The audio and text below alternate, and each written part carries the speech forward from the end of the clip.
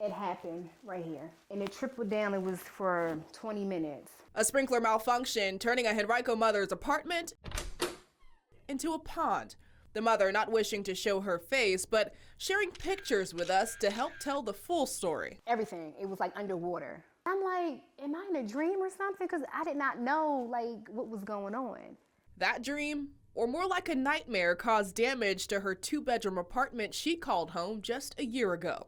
She never thought she'd have to deal with this, and she also never thought repairs would last as long as they did. I didn't know it was going to take 2 months. 2 months of going back and forth with property management, all while bouncing from hotel to hotel. When she finally returned, she says the work wasn't complete and her belongings were damaged. I feel like you're obligated to repair it, but they're not going to repair it.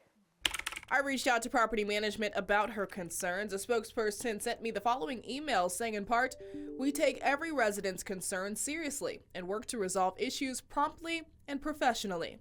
When I asked about compensation, they told me, "Until your email, we were unaware of the resident's request for further compensation," adding they will now reach out and will make prompt payment if the landlord is responsible. The mother's story, though, isn't unique. We've heard from countless viewers asking us to take action and look into their landlord problems.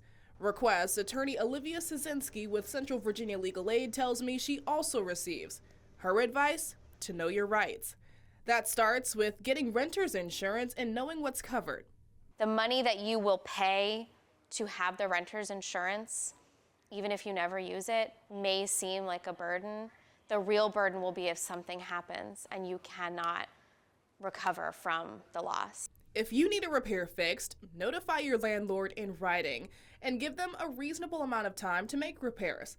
That time can range from 14 to 30 days. If the repairs aren't complete by then, you can file what's called a tenant's assertion. This document will allow you to pay your rent to the court until a judge steps in. In Virginia, you have to pay your rent either to your landlord or to the court to hold. Those are kind of the only 2 options. And if your rent is unpaid and you have a conditions problem, you can't raise that problem as a defense to not paying your rent.